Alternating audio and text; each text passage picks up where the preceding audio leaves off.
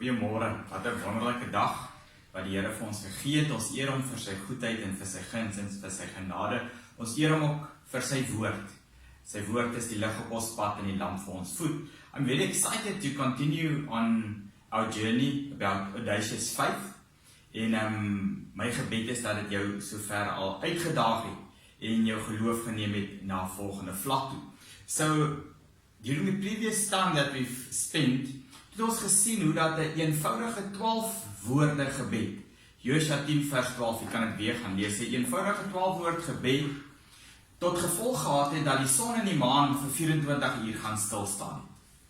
And we ended off with this conclusion: if we have the audacity to ask God for the impossible, He has the ability to perform exactly that, the impossible. So if you're going to ask God to do some impossible things in your life, you've got to have clarity about what you're asking God for. En hier is baie belangrik, want baie te veel kinders van God misgis hulle eie drome, hulle ideale, en baie keer is dit ambisies vir die wil van God. Audacious faith and the will of God goes hand in hand. Ek kan nie sommer net God vertrou vir enige iets en dink dat die Here moet spring wanneer ek my vingertjies klap nie. Audacious faith and the will of God goes hand in hand.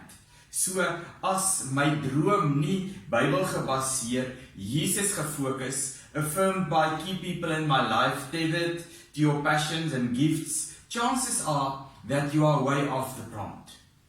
En dis die goed wat ons moet gebruik om te bepaal, so is dit wat ek in my hart glo, God wil in en deur my doen, regtig van hom, of is dit maar net my eie goed, soos dit in lyn met God se woord, let ander mense dit bevestig, of is dit sommer maar net my eie drome en ideale.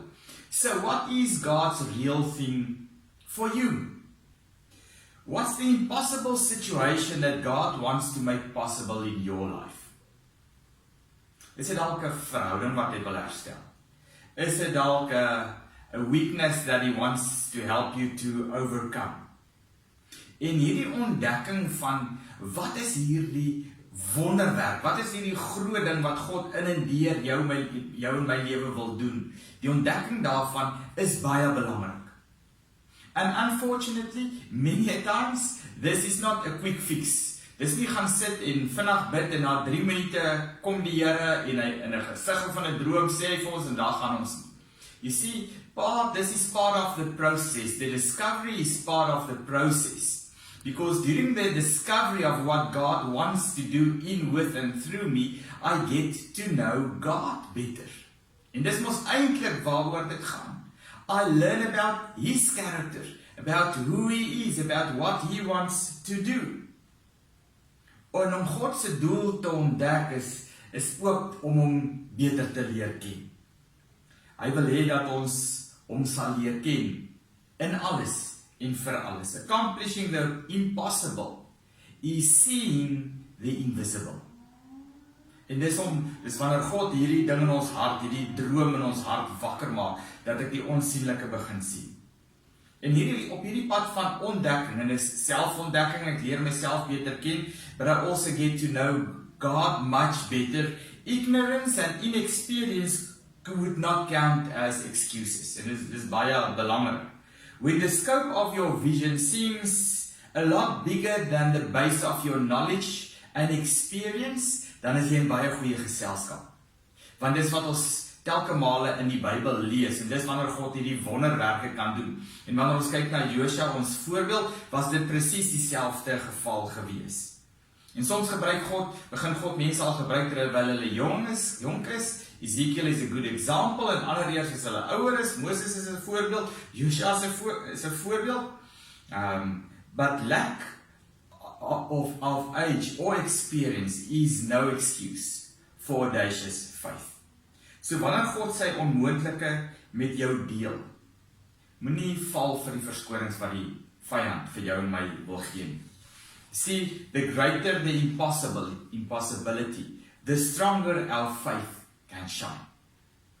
Audacious faith takes Jesus at His word. En hierdie is belangrik. God het gepraat en wat God gepraat het, daarom gaan ek dit doen. We are the light of the world. We cannot be hidden. So ek wil jou vanoggend daag met 3 goed. En die eerste is, if you want to see God do the impossible in your life, you have to open up your heart and open up your mind and seek God's vision for your life. En uit die aard van die saak, hoe vroeër jy dit doen, hoe beter. Maar dit beteken ook nie, as jy dalk vanoggend 60 of 70 jaar oud is en jy dit nog nie heeltemal ontdek, dat jy dit nie nou kan ontdek nie. If you see God's face, you will find Him. It is important that you tune into God's vision for your life, not your own. Audacious 5 begin dan wanneer jy kies om uit te beweeg in sy krag en vermoë. So God het gepraat en nou gaan ek doen wat hy het gesê. Act boldly on God's supernatural answers. Doen wat hy jou sê om te doen, and you will find yourself in the middle of God's move. Jy sien, in Josua se lewe was het presies dieselfde. Voordat Josua kon deel word, voordat hierdie son staan stil gebed gebid is, was daar 'n proses. En ons lees daarvan in Josua 1 vers 2. God se roeping op Josua se lewe, en dit lees so: My knegt Moses is dood. Maak jou dan nou klaar, trek deur die Jordaan, jy en hierdie volk, na die land wat ek aan hulle, die kinders van Israel, gee. Elke plek waar julle voetsool op sal trap, dit gee ek aan julle, soos ek met Moses gespreek het. Niemand sal voor jou stand hou, al die dae van jou lewe nie. Soos ek met Moses gewees het, sal ek met jou wees. Ek sal jou nie begewe en jou nie verlaat nie. So, Joshua seeked God's face. And God spoke to him. En dit het ons gelees. En God sê vir hom, luister man, deur my krag en deur my vermoë sal jy hierdie beloofde land in besit neem.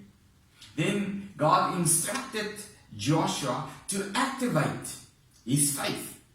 En om nou te doen, God sê wel, ek gee dit vir jou, sê Joshua, jy moet hierdie ouens bymekaar kry, jy kan dit gaan lees, daar's 'n sekere formasie, 'n orde, en jy moet deurtrek deur die Jordaan, en so meer, but you have to activate, you have to act on the word of God.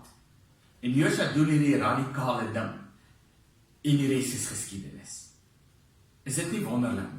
Once you discover God's vision, faith will stir up in your spirit and in your mind, en dan moet jy uitwaag in geloof en gaan doen wat God vir jou sê. So ek wil vanoggend vir jou sê, die sommer opsomming van hierdie progressie van geloof, tot hier waar ons gesels het, kan ons so opsom: seize the vision, activate your faith, and make your move. Seize the vision, activate your faith, and make the move. Het jy dit? So nou die huiswerk, voor ons weer gesels, as die Here nog nie gekom het nie, volgende Dinsdag. Daar's 2 goed wat ek wil uitdaag om te doen. As jy reeds weet, wat is God se roeping vir jou lewe? Won't you pray about it again? And ask God, so what's the next thing He wants you to do? En as jy dalk vanmôre luister, and I want to encourage the young people, our scholars, this is important. Why wait one more day? Wil jy nie God se aangesig gaan soek? Start spending time in prayer and ask God so that He will reveal to you what is His vision for your life.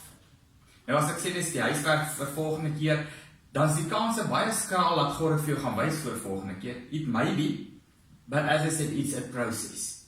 But the earlier you start, the earlier you will get it. Nou sluit ek af. Seizing God's vision means deciding that you will not spend another day just surviving. Just surviving your work, just surviving school, just surviving a dysfunctional situation. In steede hiervan word jy 'n aangestelde agent, 'n God aangestelde agent, vir verandering, vir hoop en vir deurbraak. Lord, thank you for your word. Thank you that you have a vision for everyone's life.